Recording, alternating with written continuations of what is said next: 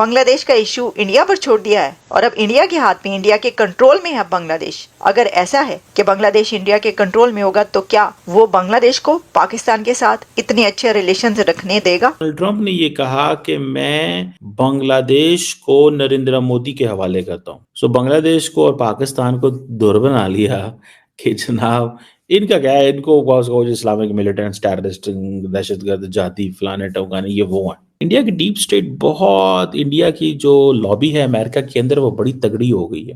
बांग्लादेश में कौन सी गवर्नमेंट बनेगी? क्या मोहम्मद यूनुस बांग्लादेश में रहेंगे या उनकी जगह कोई और आएगा? बांग्लादेश में जो हिंदुओं के साथ वहां पर हुआ है उसका कैसे बदला लिया जाएगा? भारत क्या उसका बदला लेगा? को प्रोजेक्ट किया जाए, वो एनवायरनमेंट ये भी हो सकता है कि प्रोजेक्ट किया जाए this country is so closer to China that we need to be careful with this, the job is done. क्या बांग्लादेश में कुछ बड़ा होने वाला है? क्या मोदी सरकार सेना उतारने की तैयारी कर रही है? इस विषय पर बात करेंगे, लेकिन सबसे पहले इन पत्रकारों को तो सुनिए जरा। रिलेशन जो है वो वैसे ही दो बिछड़े भाइयों जैसे रहेंगे या अब फिर से वही कुछ हो जाएगा जो पहले था? क्योंकि अब अगर अमेरिका ने, देखिए उसके लिए ये है ना कि क्या मोहम्मद यूनुस की हुकूमत ख़त्म होगी और हसीना की हुकूमत दोबारा आएगी, ये सब चीज़ें, ये बड़ी अभी हम फौरी तौर पर ये नहीं कह सकते कि ये सब हो जाएगा, लेकिन इसमें अभी देखना पड़ेगा कि ये मामला कैसे आगे बढ़ते हैं। अच्छा, मैं देख रही थी कि बहुत सारे लोग इसको ऐसे भी कह रहे हैं, जैसे कि माइकल कुगलमैन, उन्होंने वो इंटरव्यू किया जो कि पहले फॉर्मर अमेरिकन डिप्लोमेट बांग्लादेश में, ढाका में थे, नाम एग्जैक्टली मुझे उनका नाम याद नहीं आ रहा। तो उन्होंने कहा कि जी ये जो उन्होंने बात ये कही कि I will leave Bangladesh to PM Modi, इसका मतलब ये था कि मैं इस क्वेश्चन का जवाब नहीं दूंगा बल्कि पीएम मोदी इस क्वेश्चन का रिप्लाई करेंगे। कि वो जो वहाँ पर प्रेस चल रहा था या जो प्रेस कॉन्फ्रेंस थी उसके अंदर जो ये बात हुई वो इस पैराए में हुई है, या इसका मतलब ये है कि उन्होंने, प्रेसिडेंट ट्रंप ने उस क्वेश्चन को रिप्लाई नहीं किया बल्कि वो आगे पीएम मोदी पे छोड़ दिया कि वो इसको रिप्लाई करेंगे। उनका ये कहने का मतलब ये था।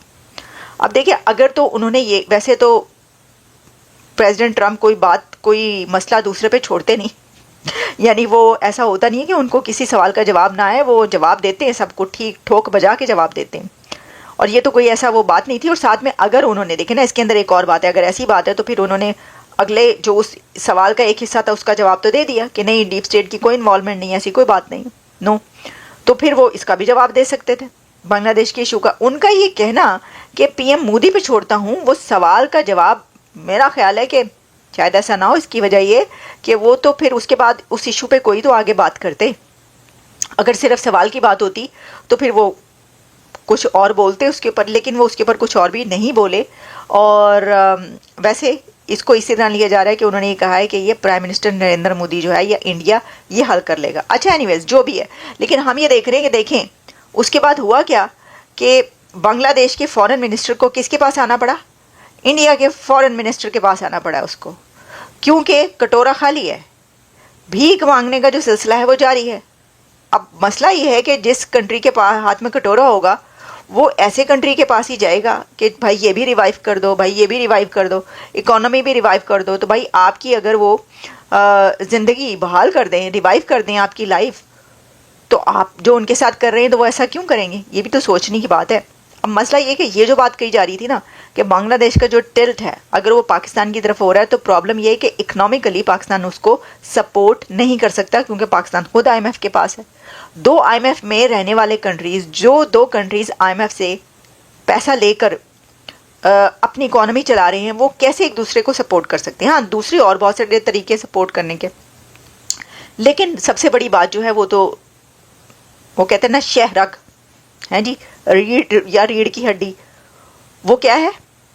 वो इकोनॉमी है, पैसा है। भाई पैसा पैसा क्यों करती है, पैसे भी क्यों मरती है? पैसे के बगैर कुछ भी नहीं होता, पैसा ही सबसे बड़ी हकीकत है इस दुनिया की।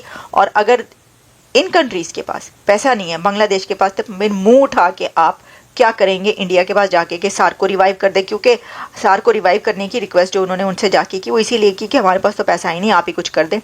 तो उन्होंने जो है वो, इंडिया ने साफ जवाब दे दिया कि कुछ सार्क को जो है हम रिवाइव नहीं कर रहे। वो क्यों करेंगे? वो अपनी जो इंटरेस्ट है उनका, देखिए ना, अगर ताल्लुकात अच्छे रहते मोहम्मद यूनुस के हुकूमत के भारत के साथ, फिर तो ऐसा हो सकता था। उनके साथ तो उनके ताल्लुकात जो हैं वो बहुत ही ख़राब हो चुके हैं।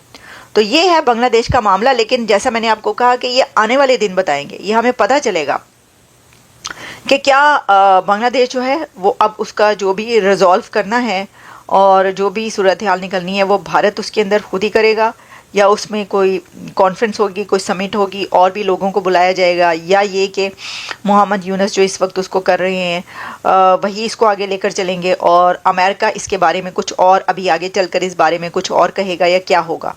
तो ये हमें जो है अगले कुछ दिनों में पता चलेगा। तो दोस्तों, सुना आपने पाकिस्तानी पत्रकार को। पाकिस्तान और बांग्लादेश दोनों के अंदर इस वक्त दहशत है। दहशत इस बात की है कि कहीं भारत उनके ऊपर हमला ना कर दे, क्योंकि ट्रंप साहब ने एक तरह से खुली छूट दे रखी है बांग्लादेश के मामले में। पाकिस्तान तो इस वजह से डरा हुआ है कि कहीं ऐसा तो नहीं बांग्लादेश के सहारे पाकिस्तान की भी सुपारी मोदी जी को दे रखी हो। नाम तो नहीं लेना पाकिस्तान का, लेकिन भाई देखो, पाकिस्तान का कुछ इसमें है नहीं। अगर पाकिस्तानी अगर डर रहे तो अच्छी बात है, ये डर होना चाहिए। वैसे बात यह है बांग्लादेश की। बांग्लादेश में जिस तरह से पिछले कुछ महीनों में यूनुस सरकार जो आई है, उसके बाद हिंदुओं के ऊपर जुल्म हुआ है, सत्ता का किस तरह से दुरुपयोग किया गया, किस तरह से परिवर्तित किया गया, किस तरह से वहाँ पे जिहादी जो इस्लामिस्ट हैं वो बहुत ज़्यादा एक्टिव हो गए हैं।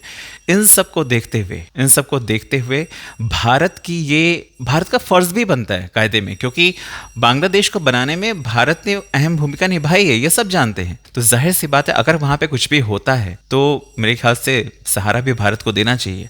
शेख हसीना सरकार को दोबारा वहाँ पर स्थापित करने के लिए अगर भारत को अपनी सेना उतारनी पड़ती है तो मुझे लगता है करना चाहिए ऐसा।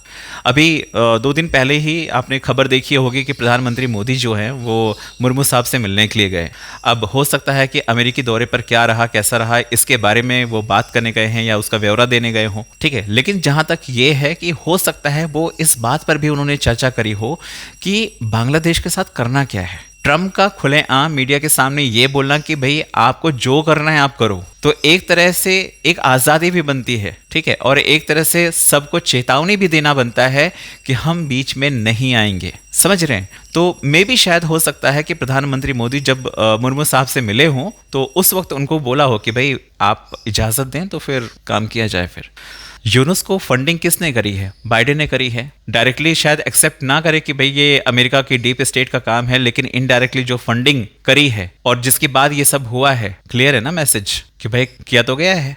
और अगर किया गया है तो दोबारा वहां पर शेख हसीना सरकार को स्थापित करने की जिम्मेदारी भी भारत की है, एक अच्छे पड़ोसी होने के नाते। तो मुझे लगता है कि ये बेस्ट टाइम है और हो सकता है चैंपियंस ट्रॉफी उधर पाकिस्तान चल रही, क्योंकि अगर बांग्लादेश में कुछ भी होता है तो पाकिस्तान चूं चां करेगा। लेकिन चूंकि उसकी जो चैंपियंस ट्रॉफी अभी हो रही है उसमें वैसे भी बहुत सारे सवालों के घेरे में रहा है पाकिस्तान, तो वो नहीं चाहेगा कि कुछ गड़बड़ हो। इसलिए वो अपनी फोर्स को भी बहुत बांग्लादेश के मसले पे वो पढ़ना ही नहीं चाहेगा कि भाई तुम जो करना है करो यार, कोई दिक्कत नहीं है। और वैसे भी वो दौर चला गया पहले वाला।